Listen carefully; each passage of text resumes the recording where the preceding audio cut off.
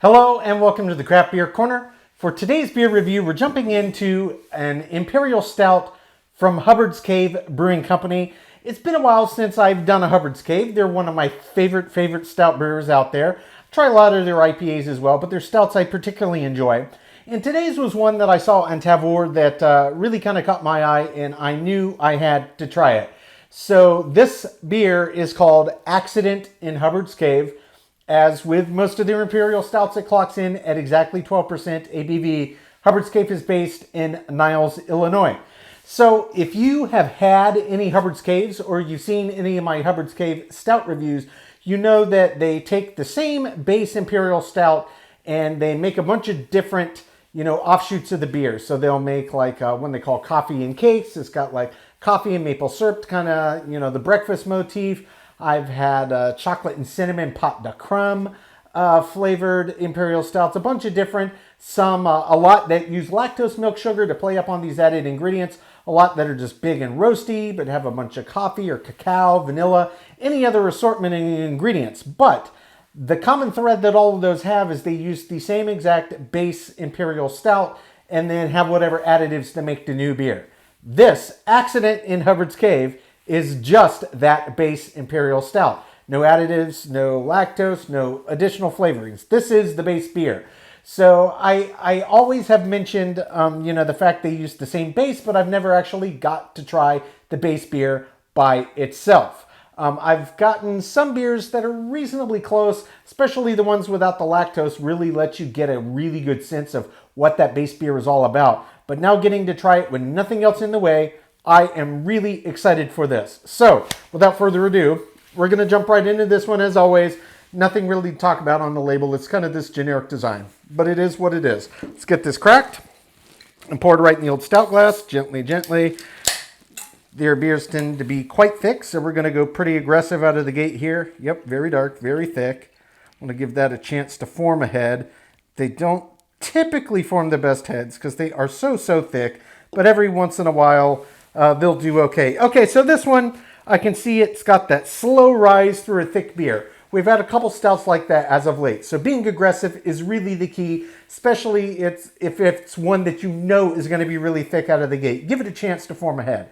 And this one did exactly that. I can tell you, it does have a very pronounced aroma, already a foot and a half from it. But let's check it out visually. Absolutely pitch black as expected. And yes, it's got this really nice, creamy, thick foam on top. I love it. It looks great. Let's get right up over it for a full sniff.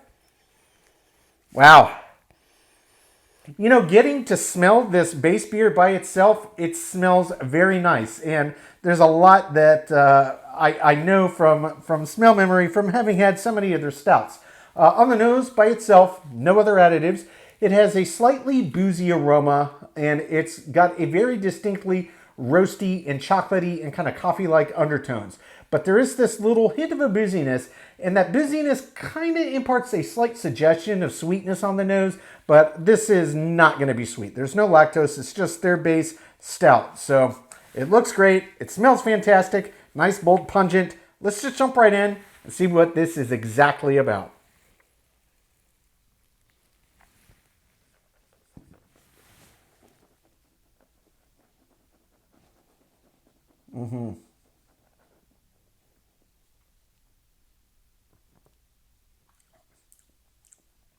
Oh, man. Oh, yeah. Oh, that's so good. That is so good. Okay, so, yeah, this is a very familiar flavor profile, but it's nice being able to get all of this in the intensity of it without any other additive getting in the way and kind of muddling or masking any of these underlying notes. It's actually very complex, both in the flavor. The aroma is quite complex. The flavor profile is quite complex as well.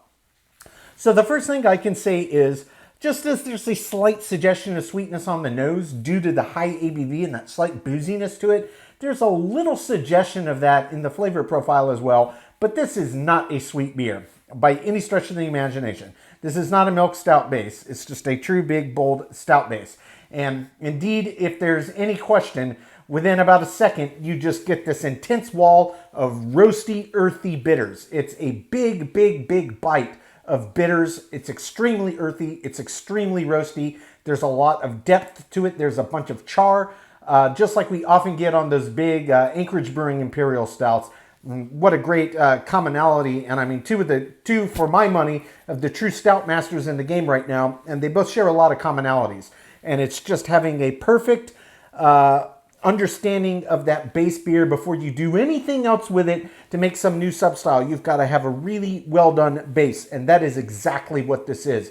Tasting this by itself, it's really, really clear just how multifaceted and layered this beer is, and what a great base vessel it is for adding things to it and making new different beers and substyles. So big, big, big bite of earthy, roasty bitters, and it's got this very clear coffee-like flavor profile to it, and there's a lot of rich cacao to it as well. So it's rich. It's a rich beer base, and it really does kind of punch through the intensity of flavor profile that you get in tandem with the bitters and that roasty edge to it. It's very, very, very big, and I love it for that. In terms of the texture and the weight, this is a bigger beer. It's a 12% Imperial. It's a Hubbard's Cave. You could see how thick it was when I was pouring it. You can feel that resistance on the palate. It maybe doesn't feel quite as weighty as you would expect for 12%, but it definitely, mouthfeel-wise, texture-wise, it has that resistance. So weight-wise, it's definitely above average, but it's not oppressively heavy. It feels maybe a little lighter than 12%. So we're going to jump back in, second sip, let everything re-intensify. I'll see if there's anything I missed, then we'll come back and we'll talk about this finish, but I absolutely love this. Getting to finally try this base stout that I've been going on about for years by itself, nothing else added, it really is telling. And I'm not surprised why I enjoy their stout so well. So take two.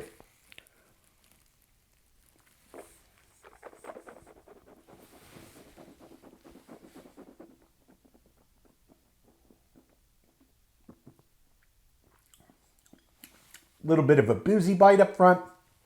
Slight suggestion of sweetness, opens immediately into this big, roasty, earthy, bitter bite.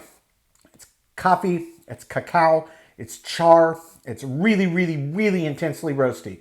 It's big, it's bold, and it's got this big kick. It might catch some people off guard with just how intense and as strong of a spike of bitters there are, and it's all really related just to the depth of the level of the roast on this malt bill. Absolutely incredible.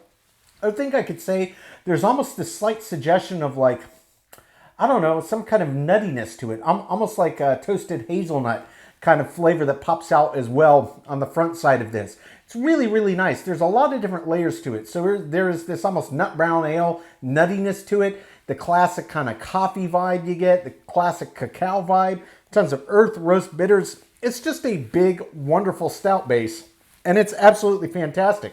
So for the finish on this beer is longer than average, especially considering this is not a barrel-aged Imperial Stout. It's a standard Imperial Stout, but the intensity of the bite of the bitters and the roast is quite pronounced, and it does really help push the length of this out.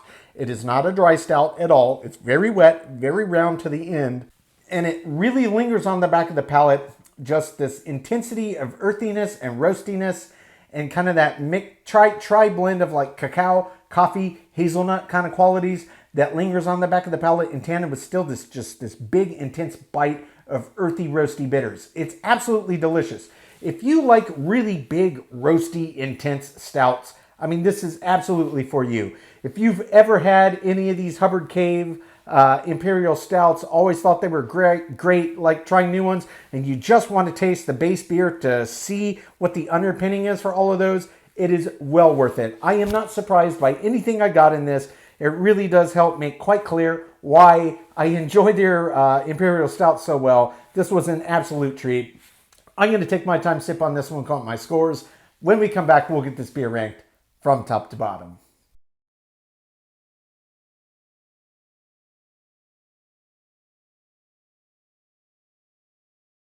All right, now that we've gotten to enjoy this beer, we're going to get it ranked. This was Hubbard's Cave's Accident in Hubbard's Cave, an Imperial Stout clocking in at 12% ABV.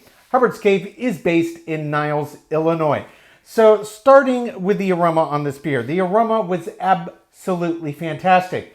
This was a really big, bold, pungent aroma, which I came to know from having had many of their big Imperial Stouts.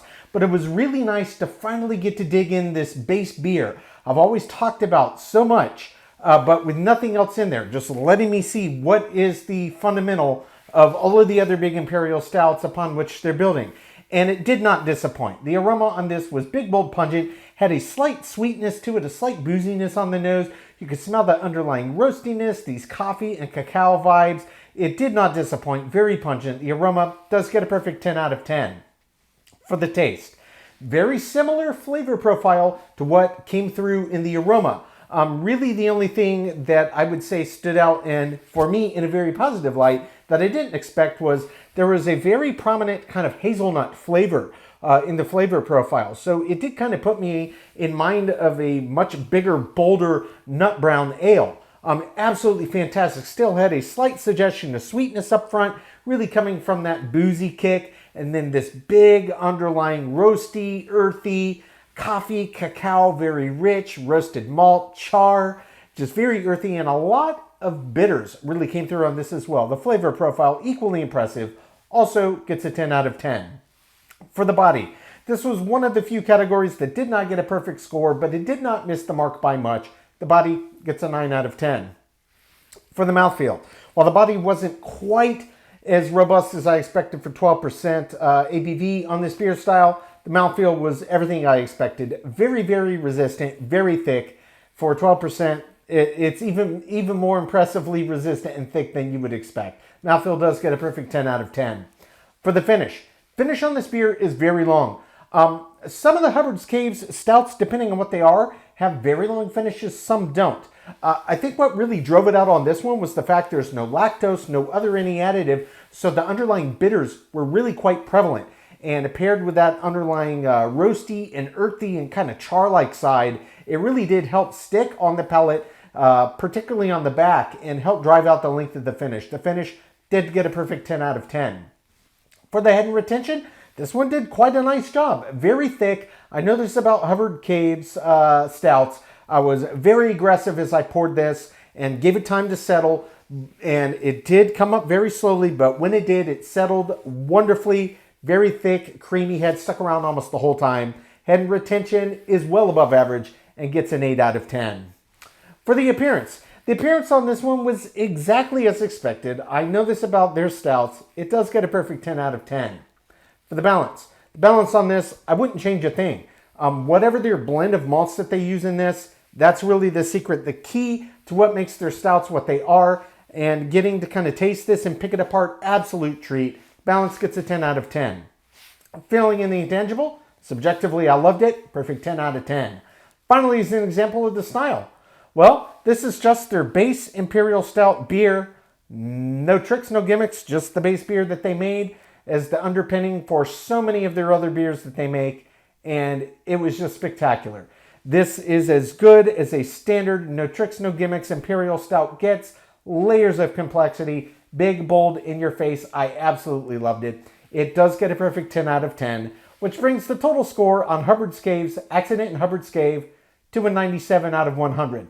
Well earned, well above average. This beer was just about perfect for the style for my money. I have had many of their stouts. I'm always going on about the base underlying stout, and I finally got to try it. I was not disappointed. I was not surprised. I was not let down. It was exactly what I expected. Their underlying base beer for all of the Imperial Stouts they make is top tier, and it shows in everything I've tried that they produce. I recommend this to any big stout fan.